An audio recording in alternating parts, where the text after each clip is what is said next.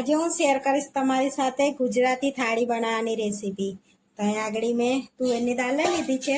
હવે ધોઈ લઈશું આપણે એને 2-3 પાણી।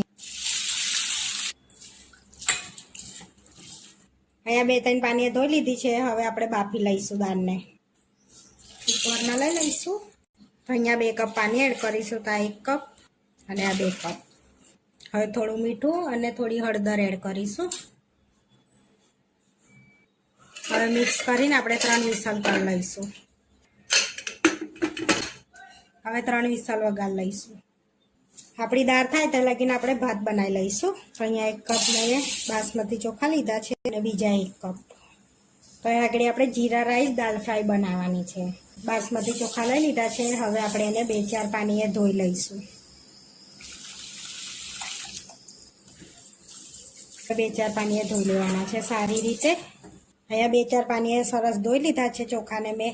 હવે આપણે બોઇલ કરી લઈશું। તો બોઇલ કરવા માટે મેં આગળ પાણી પહેલાંથી મૂકી દીધું તો ગરમ કરવા। હવે ચોખા એડ કરી દઈશું। હવે એમાં સ્વાદ પ્રમાણે મીઠું એડ કરીશું।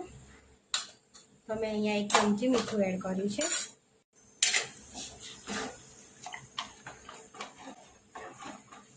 લઈ લઈશું આપણે દાળને ભાત થાય ત્યાં સુધી આપણે ઘઉંનો લોટ બાંધી લઈશું પૂરી માટે।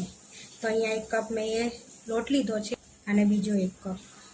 હવે એમાં થોડું મીઠું અને 1 ચમચી તેલ આગળ મિક્સ કરી લઈશું આપણે અને પૂરીનો લોટ બાંધી લઈશું। થોડું પાણી એડ કરી હવે આ રીતે આપણે લોટ બાંધી દીધો છે। થોડું તેલ નાખીને કેળવી લઈશું। હવે એને કેળવી લેવાનો છે સારી રીતે। આપણે સરસ કેળવી લીધો છે। હવે આપણે રેસ્ટ આપીશું। તો અહીં આગળ આપણી દાળ બફાઈ ગઈ છે ત્યાં સુધી કુકર ઠંડુ પડે ત્યાં સુધી આપણે 2 બટાકા લીધા છે એનું આપણે શાક બનાવી લઈશું। તો અહીં આગળ મેં છોલી લીધા હતા। હવે કટ કરી લઈશું આપણે એનું શાક બનાવીશું બટેકા ટામેટાનું। અહીંયા શાક બનાવવા માટે આટલી રીતે બટાકા અને ટામેટા ઝીણા સમારી લીધા। હવે વઘારી લઈશું। શાક વઘારવા માટે આપણે તેલ લઈ લઈશું। 1 પરી તેલ લીધું છે અને બીજું થોડું હવે ગરમ થવા દઈશું। આપણું તેલ ગરમ થઈ ગયું છે। હવે એમાં આપણે રાઈ એડ કરીશું 1 ચમચી। તતડવા દઈશું। અને આપણી રાઈ તતડી ગઈ છે। હવે લીલા મરચાં કરી લીંબુ એડ કરીશું। થોડી 1 ચમચી લસણની ચટણી, અડધી ચમચી આદુની પેસ્ટ અને ટામેટા।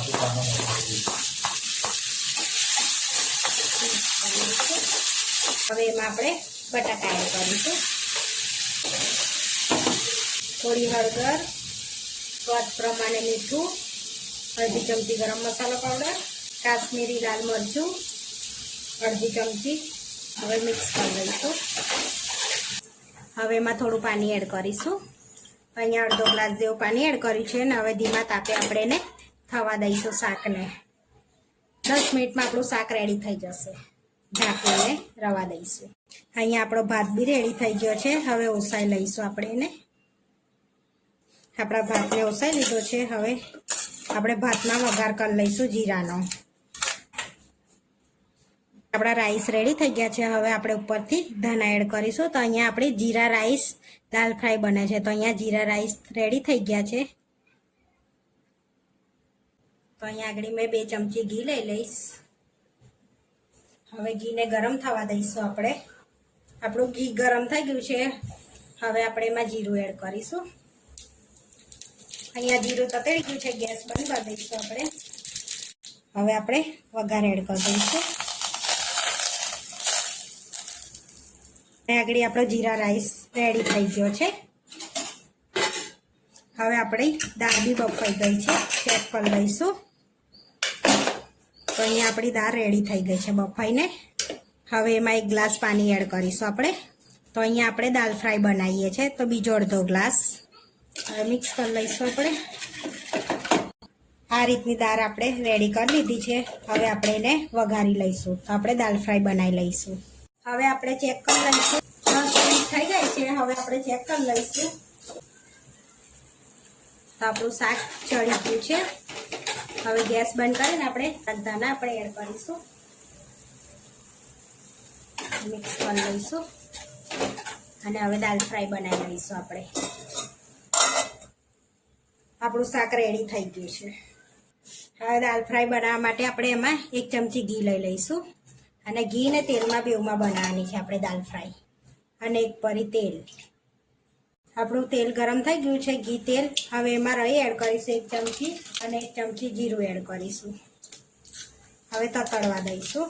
હવે એમાં થોડી હિંગ એડ કરીશું, કઢી લીમડો એડ કરીશું, તમાલપત્ર એડ કરીશું, સૂકું લાલ મરચું, ચક્રફૂલ ને લવિંગ એડ કરીશું અને લીલા મરચાં, આદુ, લીલા મરચાં અને ડુંગળી ઝીણું સમારેલું. હવે શેકાવા દઈશું ડુંગળીને આપણે. એમાં ચપટી મીઠું એડ કરીશું. એ ડુંગળી શેકાઈ ગઈ છે, ઝીણું સમારેલું ટામેટું એડ કરીશું એક આપણે અને એને બી શેકાવા દઈશું થોડી વાર. 1 ચમચી લસણની ચટણી એડ કરીશું આપણે. મિક્સ કરી લઈશું. હવે કિચન કિંગ મસાલો અડધી ચમચી એડ કરીશું, ચપટી હળદર, અડધી ચમચી ગરમ મસાલો, અડધી ચમચી વેજ બિરયાની મસાલો એડ કરીશું જેથી ટેસ્ટ સારો આવે આપણો દાલ ફ્રાયનો. અને એમાં કાશ્મીરી લાલ મરચું અડધી ચમચી. મિક્સ કરી લઈશું બધું આપણે. બધું શેકાઈ ગયું છે આપણું સરસ એવું. હવે આપણે એમાં દાળ એડ કરી દઈશું. સ્વાદ પ્રમાણે મીઠું એડ કરીશું. 1.5 ચમચી મીઠું એડ કર્યું છે. મિક્સ કરી લઈશું અને સારી રીતે આપણે દાળ ઉકળવા દઈશું.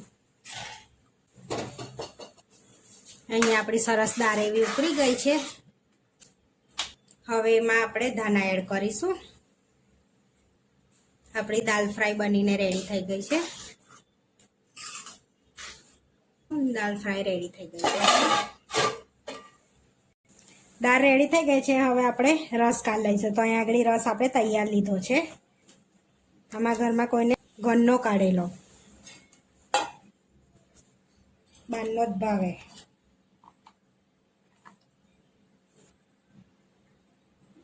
હવે આપણે પૂરી બનાવી લઈશું. આપણો રસ કાઢી લીધો છે. હવે આપણે લોટને બી રેસ્ટ આપીને થઈ ગયો છે. હવે આપણે ગુલ્લા પાન લઈશું.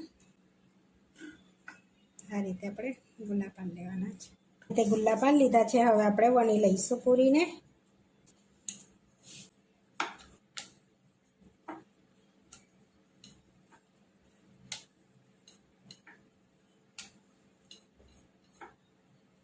આ રીતે આપણે વણી લેવાની છે.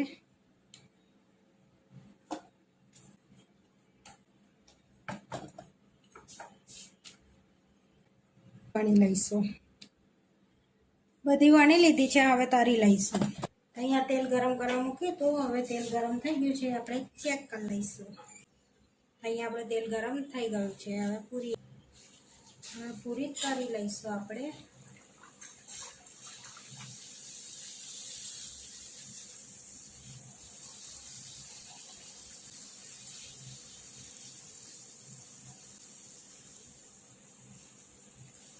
આ રીતે આપણે બધી પૂરી તરી લેવાની છે. આપણે પૂરી તરીને રેડી થઈ ગઈ છે. હવે આપણે પાપડ તરી લઈશું. અહીંયા આપણે પહેલા વડીઓ તરી લઈશું થોડી.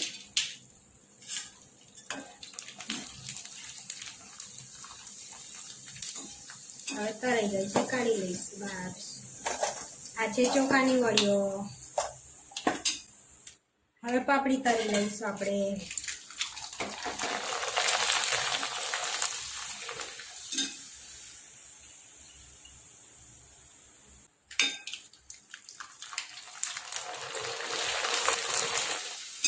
બુંદી રાયતું બનાવવા અહીંયા દહીં લઈ લીધું છે. હવે આપણે સરસ અને ફેટી લઈશું.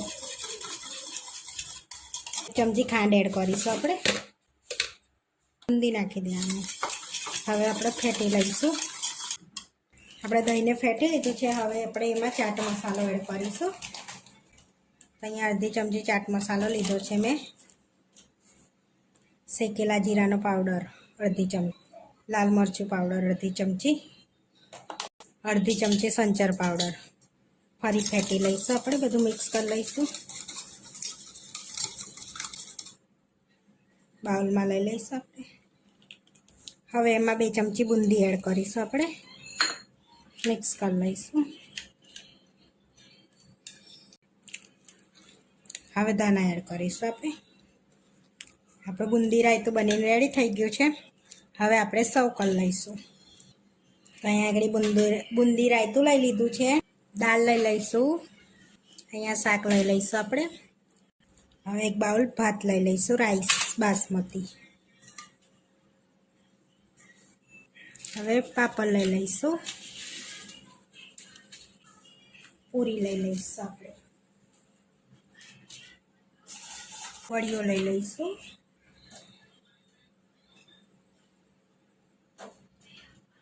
અને તરેલા મરચાં અને સલાડ. હવે આપણે રસ લઈ લઈશું ને સલાડની જે આપણે રસની જગ્યા કરવી પડશે.